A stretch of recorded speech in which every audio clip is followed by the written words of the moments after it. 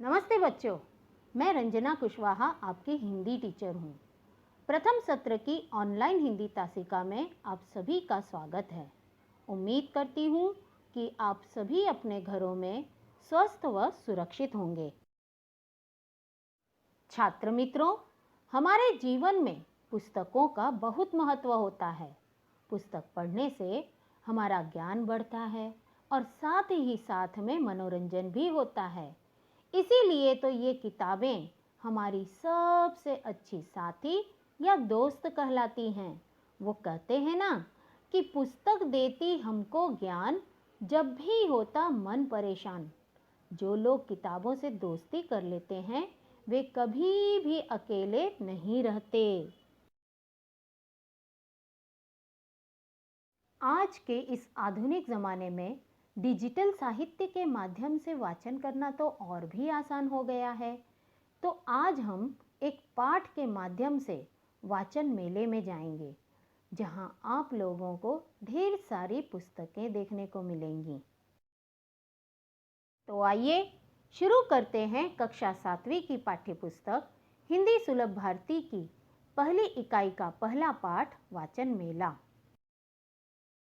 यह एक चित्रात्मक पाठ है। आपको इस चित्र को ध्यानपूर्वक देखकर समझना है कि यहाँ क्या हो रहा है, यहाँ कौन कौन है और वे क्या कर रहे हैं, और उसके बाद इस चित्र का वर्णन करना है। तो आप अच्छी तरह से इस चित्र को देखिए और समझिए ताकि आप इसका वर्णन अच्छी प्रकार से कर सकें। तो आइए शुरू करते हैं इस चित्र का वाचन। एक बड़े से खुले परिसर में यह मेला लगा हुआ है। इस चित्र में बहुत से लोग दिखाई दे रहे हैं, जिनमें कुछ छात्र एवं छात्राएं हैं और कुछ महिलाएं और पुरुष भी हैं।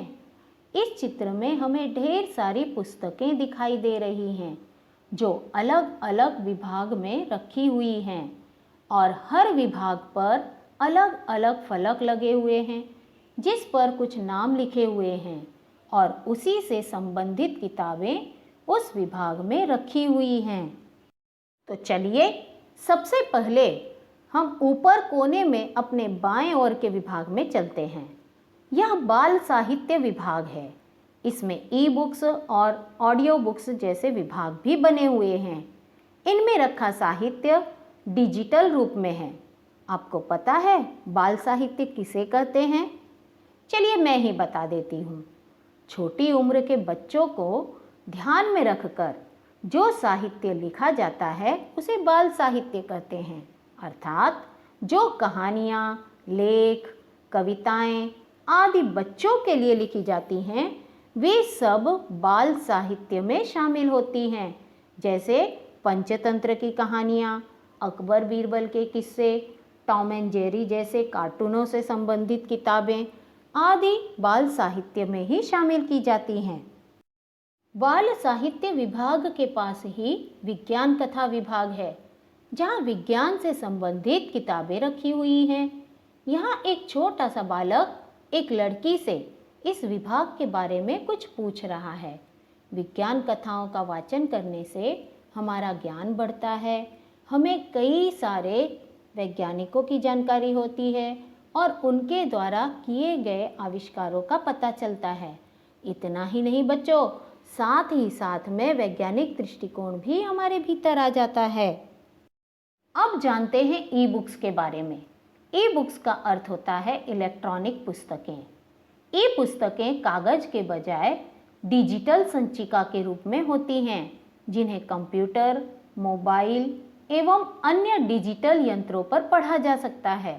इसका फायदा यह होता है कि कोई पुस्तक यदि दुकान पर नहीं मिल रही हो और हमें उसकी बहुत ज़रूरत हो, तो हम इंटरनेट के माध्यम से उसे खोजकर डाउनलोड कर सकते हैं या खरीद भी सकते हैं।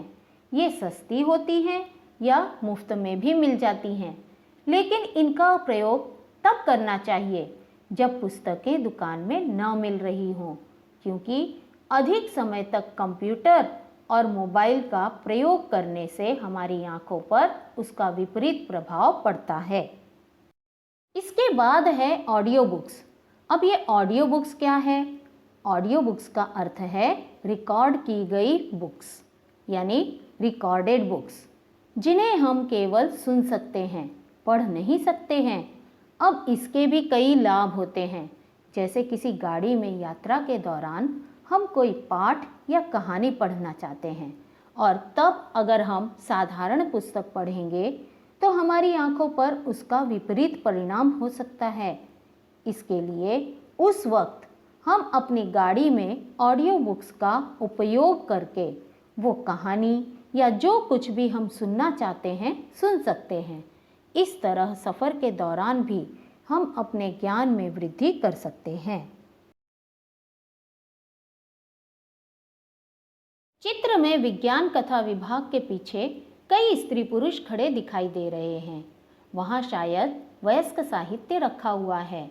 वयस्क साहित्य का अर्थ होता है जो बड़े उम्र के स्त्री पुरुष या बुजुर्ग होते हैं, उनके लिए तैयार किए गए जो लेख होते हैं या उनसे संबंधित जो साहित्य होते हैं, वे वयस्क साहित्य कहलाते हैं। चित्र में ऊपर दाईं ओर किशोर साहित्य विभाग है। किशोर साहित्य के अंतर्गत 12 से 15 वर्ष या उससे अधिक उम्र के बच्चों या छात्र छात्राओं के लिए कहानियाँ, लेख आदि होते हैं। इसमें अधिकतर सामाजिक लेख या किस्से होते हैं। वाचन मेले में स्कूल गणवेश में कुछ छात्र छात्राएं दिखाई दे रहे हैं, जो एक सुंदर पालकी में कुछ पुस्तकें रखकर पुस्तकों की शोभा यात्रा निकाल रहे हैं।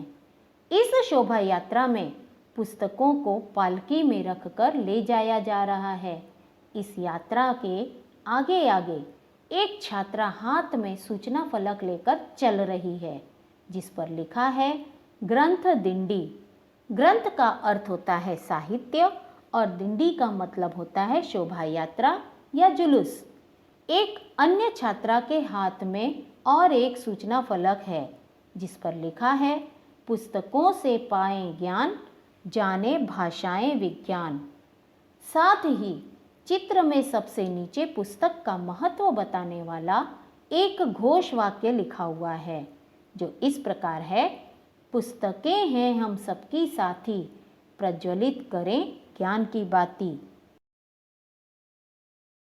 इस प्रकार वाचन मेला इस पाठ से हमें यह पता चलता है कि हमें पुस्तक खरीदते समय अपनी उम्र के अनुसार पुस्तक का चयन करना चाहिए।